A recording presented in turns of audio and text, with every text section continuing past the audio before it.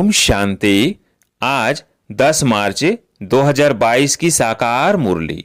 आज बाबा ने कहा, मीठे बच्चे, भगवान जिसे सारी दुनिया याद करती है वो तुम्हारे सम्मुख बैठा है। तुम इससे पूरा वर्षा ले लो, भूलो मत। आज का प्रश्न, बाप की सीमत पर यथार्थ चलने की शक्ति किन बच्चों में रहती है? उत्तर, जो अपना सच्चा सच्चा पोता मेल बाप को सुनाकर हर कदम पर बाप से राय लेते हैं। बाप से तो उस पर चलने की शक्ति भी मिल जाती है। बाप बच्चों को सीमत देते हैं, बच्चे उस कमाई के पीछे यह कमाई मिस नहीं करो, क्योंकि वह पाए पैसे की सारी कमाई खत्म होने वाली है। हर बात में सीमत लेते बहुत खबरदार रहो, संभल कर चलना है, अपनी मत नहीं चलानी है। गीत है, छोड़ भी दे आकाश सिंहासन। ओम शांति। अभी बच्चे सम्मुख बैठे हैं, किसके? बेहद के बाप और दादा के। यह बड़ी वंडरफुल चीज है। बेहद का बाप परमपिता परमात्मा और फिर बेहद का दादा प्रजापिता ब्रह्मा, दोनों सम्मुख बैठे हैं। किसके? बच्चों के। तो यह जैसे ईश्वरीय कुटुंब अर्थात परिवार बैठा है और बेहद का बाप बैठ बच्चों को पढ़ा रहे हैं अथवा सहज राजयोग सिखला रहे हैं। यह बुद्धि में रहे तो खुशी का पारा भी चढ़े। गीत भी ऐसे कहते हैं कि बाबा आओ, इस समय बहुत दुख है, आह्वान करते रहते हैं और यहाँ तुम्हारे सम्मुख बैठे हैं। तुम जानते हो बेहद का बाप इस दादा द्वारा हमको पढ़ा रहे हैं। बच्चों में भी नंबरवार पुरुषार्थ अनुसार बुद्धि में निश्चय है। बैरिस्टरी पढ़ते हैं तो जरूर निश्चय होगा ना, ये हमको बैरिस्टरी पढ़ाते हैं। फलाना सर्जन हमको सर्जरी सिखला रहे हैं। यह ऐसी वंडरफुल चीज है कि अभी अभी कहते हैं हमको पक्का निश्चय है। बेहद का बाप निराकार हमको पढ़ाते हैं, राजयोग सिखलाते हैं। अभी अभी कहाँ बाहर दूर गए तो निश्चय टूट पड़ता। वंडर है ना। भगवान जिसको सारी दुनिया याद करती वही बच्चों के सम्मुख बैठ कहते हैं, बच्चे अब अच्छी रीति बाप से वर्षा लेने का पुरुषार्थ करो। समझते भी हैं फिर सेकंड में भूल जाते हैं। तुम बेहद के बाप के सम्मुख बैठे हो और सीमत पर चलना होता है, कदम कदम पर। लेकिन चलेंगे वही जिनका सारा समाचार बाप को मालूम होगा। बच्चों की रहनी करनी आदि का पूरा समाचार बाप के पास आना चाहिए, तो बाप को भी मालूम पड़े और उस रीति फिर समय प्रति समय राय देते रहे। कदम कदम पर सीमत लेनी पड़े। यह है गॉड फादरली यूनिवर्सिटी। इसमें अच्छी रीति पढ़ना है। ऐसे नहीं आज पढ़ा फिर कब कोई काम पड़ा तो पढ़ाई मिस कर दी। वह सब काम है पाए पैसे के। इस दुनिया में मनुष्य जो भी कमाई करते हैं वो कोई रहने वाली नहीं है, सब खत्म हो जाने वाली है। बाप कमाते हैं बच्चों के लिए। समझते पुत्र पोत्रे पर पोत्रे खाते रहेंगे। फिर बच्चा जब बाप बनेंगे तो अपने बच्चों के लिए कोशिश करेंगे। अब तो विनाश सामने खड़ा है, तो बाप को जब बच्चों के पोतामेल का मालूम पड़े तब तो मत दे। कदम कदम पर पूछना पड़ता है, ऐसे नहीं कोई विकर्म हो जाए। यह बेहद का घर। बाप ऐसे बैठ समझाते हैं जैसे हूबहू हद के घर में लौकिक बाप समझाते हैं। सब बच्चे जानते हैं हम ब्राह्मण हैं। कोई से पूछो भगवान तुम्हारा क्या लगता है तो कहेंगे वह तो सबका बाप है। फिर पूछो वह कहाँ रहते हैं तो कह देंगे सर्वव्यापी है। बेहद के बाप को नहीं जानते। तुम बच्चे अभी बाप को यथार्थ रीति जानते हो, तो तुम्हें देवी मत पर चलना है। बाप आए हैं देवी देवता बनाने के लिए। कदम कदम सीमत पर चलना पड़े। पंडे लोग यात्रा पर ले जाते हैं तो खबरदार करते रहते हैं, कहते हैं संभाल कर चलो। ऐसे भी बहुत हैं जो तीर्थों आदि को नहीं मानते हैं। तीर्थ माना भक्ति, तीर्थ को न माना गोया भक्ति को ही नहीं माना। भक्ति मार्ग आधा कल्प पर चलता है। भगवान की खोज करते रहते हैं, बहुत भावना रखते हैं, शिव के आगे पहुंच जाते हैं। समझते हैं भगवान का दीदार हो जाए, यह है भावना। फिर साक्षात्कार हो जाता है तो बहुत खुश हो जाते हैं। समझते हैं हमको भगवान मिल गया, कृष्ण मिल गया, हनुमान मिल गया, बस अब तो हमारी मुक्ति हो गई। परंतु मुक्ति तो कोई की होती नहीं। अब बाप अच्छी रीति बैठ समझाते हैं, मीठे बच्चे, अब एक तो सबको बाप का परिचय दो। इस समय सब निधन के हैं, तुम भी निधन के थे। अब बाप द्वारा तुम सब कुछ समझते जाते हो। कहते हैं ना, हम नीच पापी हैं। भला ऐसा नीच किसने बनाया? किसको भी मालूम नहीं है। कोई भी अपने को मूर्ख नहीं समझते हैं। यह ड्रामा अनादि बना हुआ है। सबको नीचे जाना ही है, भ्रष्टाचारी बनना ही है। तो यह ख्याल करना चाहिए कि हम भगवान की फैमिली है, भगवान हमारा बाप है, तो जरूर हम विश्व के मालिक होने चाहिए। फिर हमारी ऐसी दुर्गति क्यों हुई है, यह किसकी भी बुद्धि में नहीं चलती है। एक तरफ कहते परमात्मा सर्वव्यापी है, दूसरे तरफ कहते शांति कैसे स्थापन हो, मूंझ पड़ते हैं, कॉन्फ्रेंस करते रहते हैं। समझाने से भी समझते नहीं हैं। उन्हों को समझना है अंत में तुम बच्चों को योग में रहकर कर्मातीत बनना है। तुम इस संपूर्ण निर्विकारी थे, फिर बनना है। बाकी जो इतने धर्म में हैं वो सतयुग में नहीं होंगे। जो सतयुग में थे वही बहुत समय से अलग हुए हैं।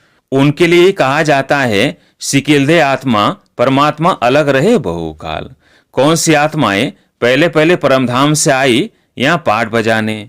पहले पहले आती है देवी देवता धर्म की आत्माएं पाठ बजाने। उन्हों को ही अपने धर्म में लाना होगा। बाप कहते हैं उनके लिए ही आना पड़ता है, साथ में सबके लिए भी जरूर आना पड़े, क्योंकि सबको मुक्ति देनी है। अब देवता धर्म है नहीं, उनका ही सैंपलिंग लगना है। कोई किस धर्म में, कोई किस धर्म में चले गए हैं, वही निकल पड़ते हैं। यह धर्म की स्थापना कितनी वंडरफुल है। तब तो कहते हैं हे प्रभु, तेरी श्रीमद गति सदगति की बड़ी वंडरफुल है, जो कोई समझ ना सके। देवी देवता धर्म की स्थापना कैसे होती है? इतना समय जो पतित देहाभिमानी बन पड़े हैं, उनके लिए फिर देही अभिमानी बनना, इसमें मेहनत लगती है। घड़ी घड़ी भूल जाते हैं। बाबा कहते हैं उठते बैठते मुझे याद करो। विकर्मों का बोझा तुम्हारे ऊपर बहुत है। सुख भी तुमने बहुत देखा है, दुख भी तुमने बहुत देखा है। फिर दुख से तुमको सुख में ले जा रहा हूं, तो श्रीमत पर चलना पड़े। और फिर औरों को भी याद दिलाते हैं। सृष्टि चक्र का राज समझाना बड़ा सहज है। उनको ही त्रिकालदर्शी कहा जाता है। बाबा ने समझाया है, बोलो भगवान के तो तुम बच्चे हो ना। भगवान है स्वर्ग का रचयिता, तो भगवान से जरूर स्वर्ग का वर्षा मिलना चाहिए। यह बात तुम ही जानते हो और तुम ही पूछ सकते हो। कहते हैं ईश्वर ने पैदा किया, तो तुम ईश्वर के होने चाहिए ना। ईश्वर बाप स्वर्ग का रचयिता, फिर तुम नरक में क्यों पड़े हो, यह तो तुम जानते हो। हम पहले स्वर्ग में थे, रावण ने हमको नरक में ढकेला है। रावण क्या चीज है यह भी कोई नहीं जानते। तुम याद दिला सकते हो, भारत ही प्राचीन स्वर्ग था और भारतवासी स्वर्ग के मालिक थे। अभी भारत नरक बना है। यह खेल बना हुआ है। राम राज्य और रावण राज्य आधा आधा है, यही खेल है। फिर उनके बीच में क्या होता है वो भी डिटेल बैठ समझाते हैं। कोई कोई बच्चे निश्चय बुद्धि हैं, जो समझते हैं हम बाप के सामने बैठे हैं। बाबा त्रिनेत्री त्रिकालदर्शी है, त्रिमूर्ति है। ब्रह्मा विष्णु शंकर का रचयिता है। त्रिमूर्ति शिव के बदले त्रिमूर्ति ब्रह्मा का नाम रख दिया है। अब त्रिमूर्ति का रचयिता ब्रह्मा कैसे हो सकता? गाते भी हैं ब्रह्मा द्वारा स्थापना, शंकर द्वारा विनाश, तो रचयिता जरूर कोई दूसरा होगा। इतनी छोटी बात को भी कोई समझते नहीं है। शिव बाबा ब्रह्मा द्वारा स्वर्ग का वर्षा देंगे और क्या देंगे। विष्णुपुरी कौन स्थापन करते? बाप विष्णुपुरी अर्थात लक्ष्मी नारायण का राज्य स्थापन कर रहे हैं। यह भी किसको मालूम नहीं है। विष्णु का अलग चित्र बनाए उनको नर नारायण कहते हैं और लक्ष्मी नारायण का फिर अलग अलग बना दिया है। चित्र कैसे वंडरफुल बना हुआ है। तुम बच्चों को प्रदर्शनी में समझाना होता है। प्रदर्शनी हो और बच्चे अपने ही धंधे में लगे रहे तो थोड़ी समझेंगे किसने बाबा को पहचाना है। बाप समझ जाते हैं यह खुद ही पूरा समझा हुआ नहीं है, तब तो सर्विस पर नहीं भागते हैं, नहीं तो झट सर्विस पर भागना चाहिए। अंधों की लाठी न बने तो गोया खुद ही अंधे हैं, बाबा को जानते नहीं। किसको कहना थोड़ी होता है कि तुम सर्विस पर जाओ, आप ही आना चाहिए। बाबा हम सर्विस पर जा सकते हैं, आप परमिशन दो। बाबा जानते हैं कौन कौन सर्विस कर सकते हैं।